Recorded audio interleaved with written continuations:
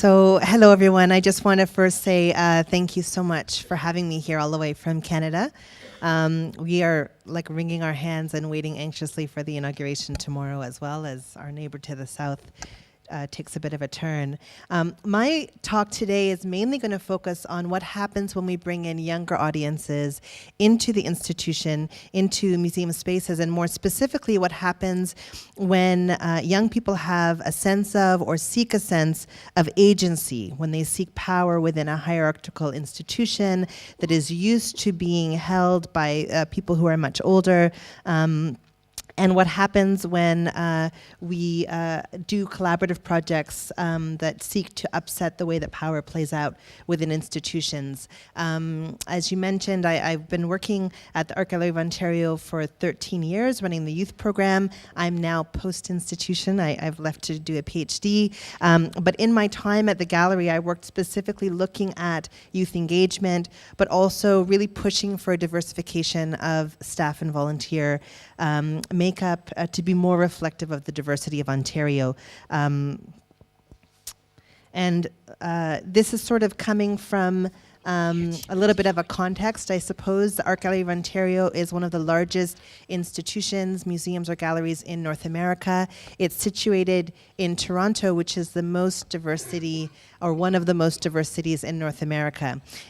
Most of the institutions in Canada in no way reflect the diversity of North America, and absolutely the institutions in Toronto unfortunately don't reflect the diversity of Toronto. So my goal of trying to push for youth engagement and to push for diversification of staff and volunteers is sort of coming out of that context.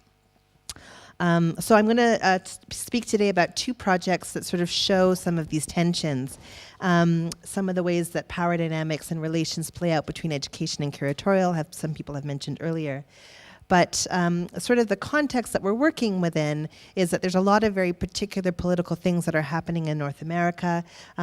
We, first of all, Canada is a colonized place. There's been 500 years of resistance by Indigenous people, resisting the colonial impact of the nation state of Canada. And in particular, there's been increasingly confrontational relationships between Indigenous communities and non-Indigenous communities around land rights and water rights. And museums are definitely implicated in this tension, right? Museums like the Art Gallery of Ontario, the National Gallery of Canada, they have actively played roles in conceptualizing Canada in this particular way to the world, right? So imagining, their vast holdings in the permanent collection of paintings by the Group of Seven that portray Canada as a sort of terra nullius, an empty landscape that is available for colonial or for colonization in the early 1900s and late 1800s, and the ways that sort of tells a story about who Canada is. This is part of the context in which these projects that I'm going to talk about today sort of came about.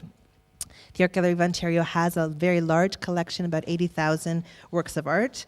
It was created in 1901 as a place to showcase some of this new work by artists like the Group of Seven, when it was first initially called the Art Gallery of Toronto. So these questions around indigeneity, around diversification, and around sort of community engagement with sort of political imaginings are absolutely tied up with what I'm going to talk about today. So that's a bit of the context.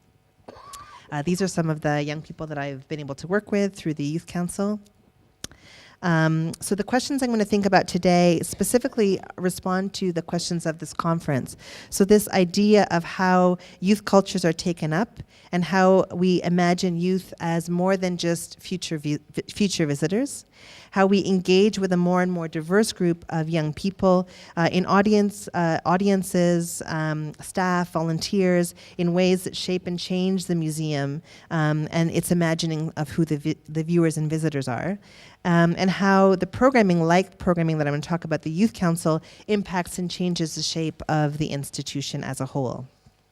So I'm going to turn to look at two examples that kind of illustrate some of these questions and help us to dig in. First of all, I'm going to talk about the Art Gallery of Ontario Youth Council. It's a group of people. There's about 18 of them. They're aged between 14 and 25. They come together each year and create projects of their own design. So they're makers, they work with artists, they work with community members, and they create projects for their peers, so for other youth in the Greater Toronto Area. Again, a very diverse city and a very diverse neighborhood where the gallery is situated. They take on leadership roles and direct the process and output of their group. So it's been around since 1996 and is one of the longest running youth programs at any museum or gallery in North America. They are made up, the council every year is made up of a very broad cross-section of young people from Toronto. So there's a really wide range of diversity. There's trans, queer, LGBT youth. There are youth who are migrants who have just moved to Canada. There are youth who are disabled. There are youth who are deaf.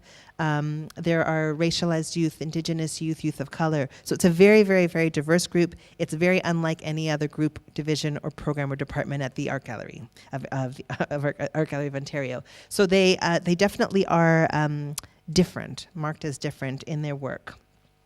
They're radical. And they create projects that are responding to social issues in their community.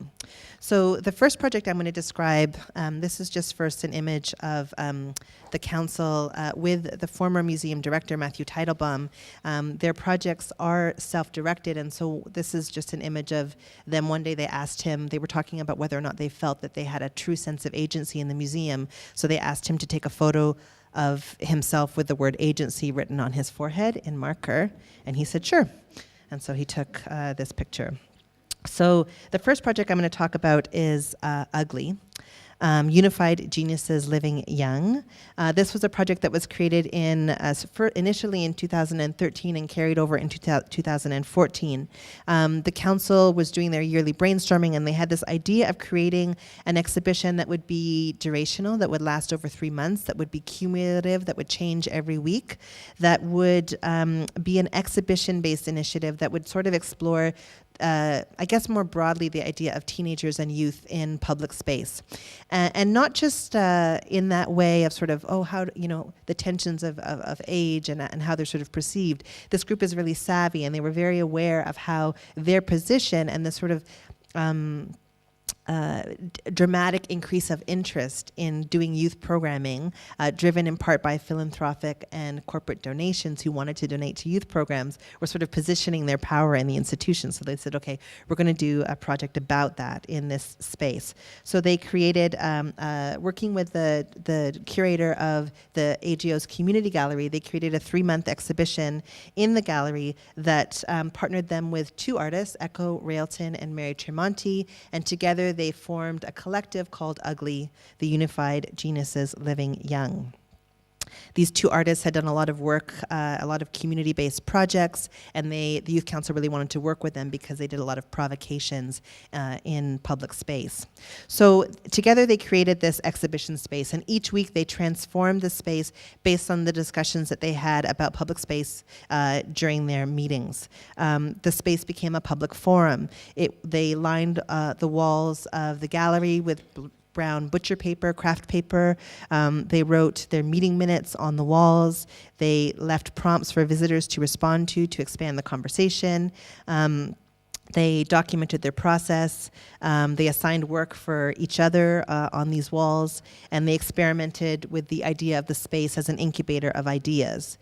They painted wall murals in a relatively impromptu fashion. They screen printed directly onto the walls. They transformed the space into a discotheque for 3 weeks, and they created a mirrored labyrinth that was sort of like a game room for visitors to explore. They had public discussions as well about youth in public space, working with urban planning professors at University of Toronto, with artists and with other youth to develop panel discussions and series around youth in public space.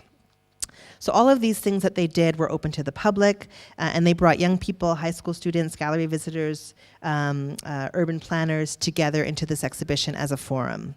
And these interventions, as you can imagine, were very quick. They were put up very quickly, and thus were often quite ugly, right?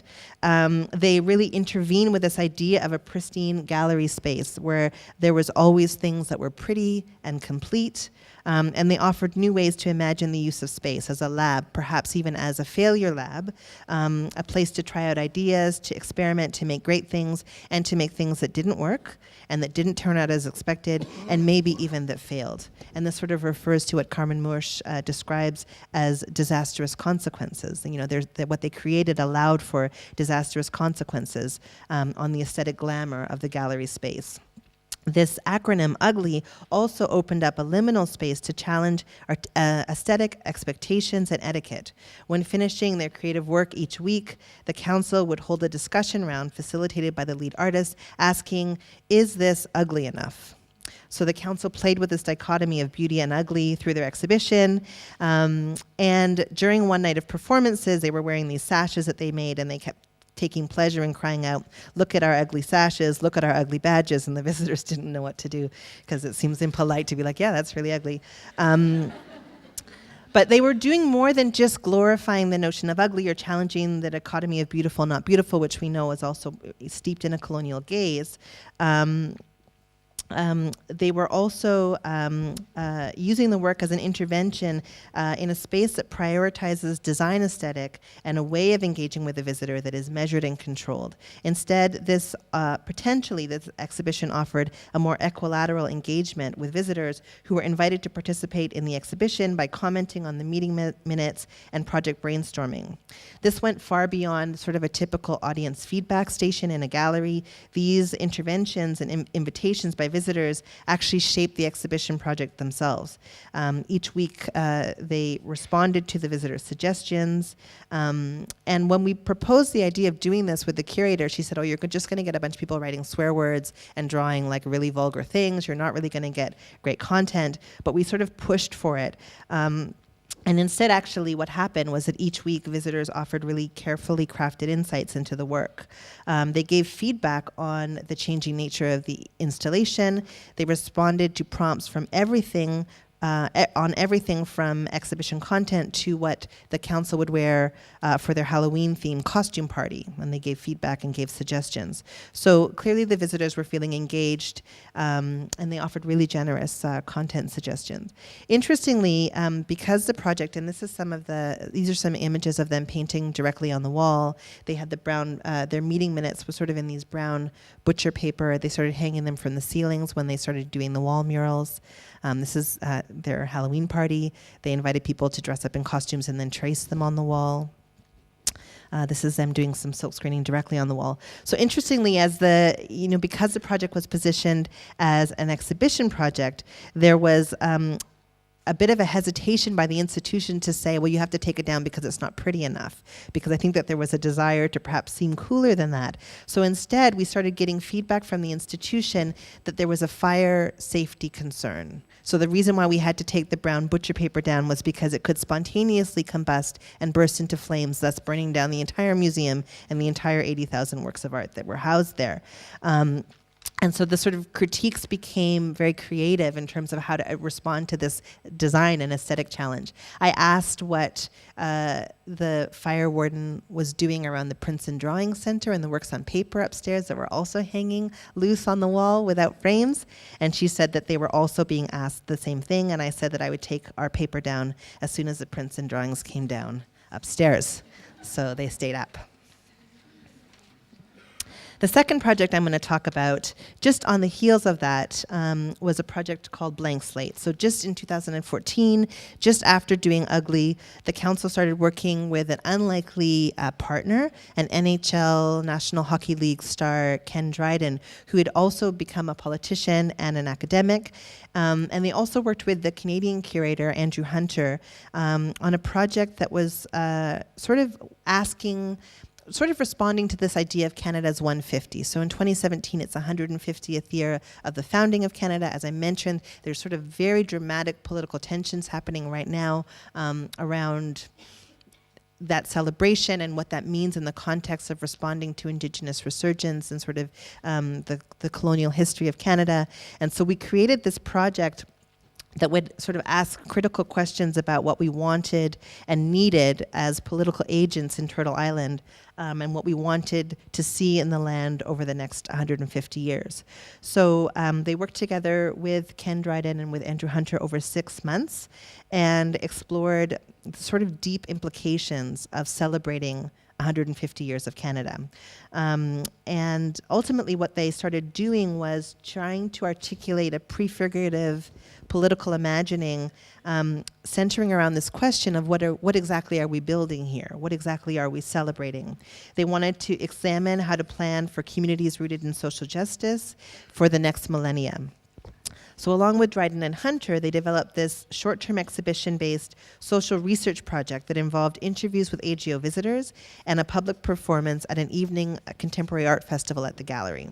So the project was called Blank Slate, and it played with a couple of different ideas. First of all, the idea that youth are not part of a larger political dialogue, that they're blank slates waiting to be filled up by education. They were really challenging that. They were also challenging this idea that the future is set and not mutable, that perhaps it could be erased as a blank slate and we could start fresh.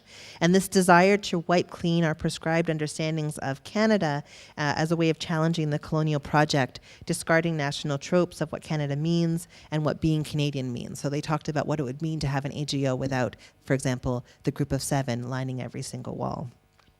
So during this live performance, participants were asked questions about what they wanted to keep and what they wanted to discard in thinking about the national project of Canada. The participants' answers were written on these Polaroid photographs that were taken at the event, and then they were put up on a Peters projection map of the world, of Canada, so where it's proportional to the actual landmass, not to the political power. This conversation then was broadcast nationally and internationally via social media, where participants tweeted these images using the hashtag blank slate. And it was really trying to push at this idea of what Indigenous scholar Andrea Smith describes as a radical reactionality to the land. Andrea Smith says, we can understand nationhood not as a kind of ethnic cleansing model, we're in, you're out, screw the rest of the world, but rather as a radical reactionality to the land, in which land is no longer a commodity held by one group of people, but something we must all care for. So if they, as a group, were caring for this land and this space sort of for another 150 years, what would that look like? So they really challenged each other and challenged visitors in their responses of what they wanted to keep and what they wanted to take away, thinking about Canada as a place that was no longer a commodity to be held by one group, but something we must all care for. So that is, that was sort of the public presentation. Interestingly, for that project, we worked in collaboration with this curator, Andrew Hunter, and it was a full collaboration. So he used his role and his power within the institution not to direct the project, but instead to create both a conceptual and literal space in the gallery to explore these ideas under this rubric of a curatorial educational collaboration. These kind of full collaborations are not commonplace, unfortunately, and this is something that we talked about each week during the process.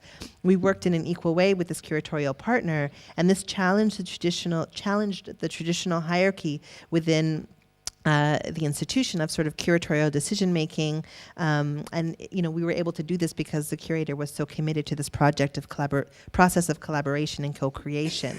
When we worked with other stakeholders in the gallery, like the design department who designed the map for us, or other people in the exhibition team, there was often this deference to the curatorial voice. So despite the fact that we were doing sort of a full collaboration, the idea that we had somehow sort of made it because we were working with this curator, and because we were coming out of the basement, out of education, sort of persisted.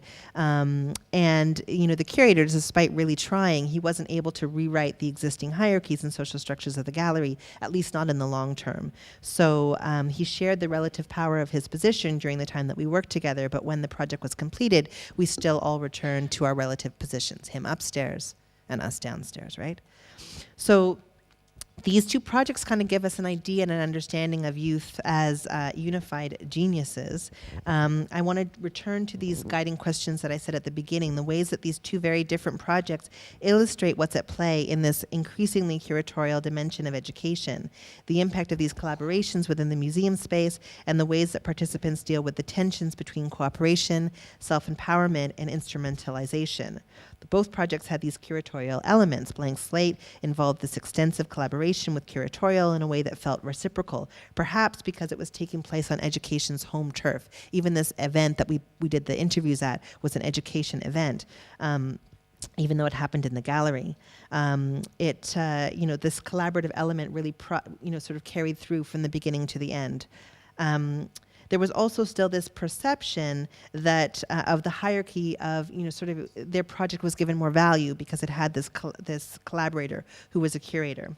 So from the outside, despite what we were telling everybody, the project seemed to be something where the curatorial was setting the terms and we were invited to play regardless of what was actually happening. Put differently, ageism and relative marginality partly precluded recognizing the youth participants as innovators and as project leaders. The first project, Ugly, challenged the function of the gallery environment, fostering an arts incubator that was somehow just outside of the curatorial purview, while at the same time it positioned the council as curators in the space. The work was rooted in an activist practice. The council and guest artists were interested in systemic change within the institution and without.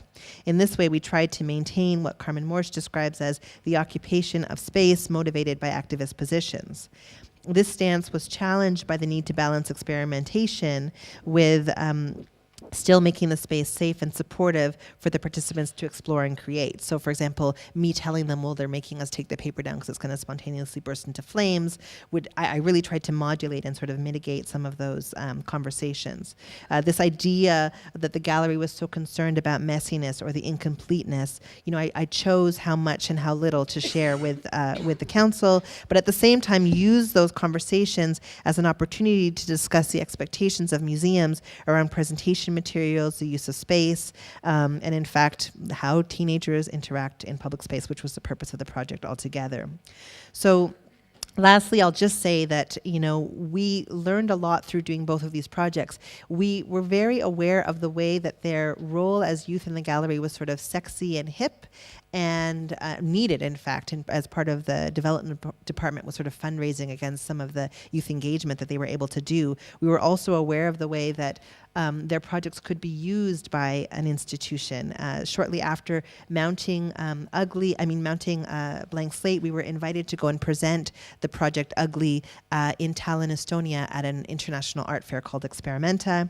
And thus our project became literally a product of Canada on display in this international art fair as the Canadian Pavilion. So thinking through the way that a product can become sort of a showcase for the nation, even when you're doing projects that are supposedly specifically against that. So these two particular projects offer examples of the kind of educational challenges to traditional curatorial processes that we've been able to intervene in. As cultural workers and as educators, we can tackle projects like these in ways that upset museum power structures, the ways that museums are built, breaking through the divide amongst departments like education and curatorial, and perhaps even, as Audre Lorde says, relating across difference amongst these two different things. But also that these projects are projects that can then be capitalized on by the institution, perhaps changing the shape and intent of them. And that's something that we can kind of work through with the participants. When, this idea, Tanya Tchaikovsky, who's a disability studies scholar, talks about, when we are fighting for access and power, in this case of really trying to have a deep engagement where youth were in power and in charge, we have to stop and ask, what exactly is it that we're asking for power or access to? So I will leave it there. Unified Geniuses Living Young and Blank Slates potentially offering a way forward for youth engagement in museums in the future. Thank you.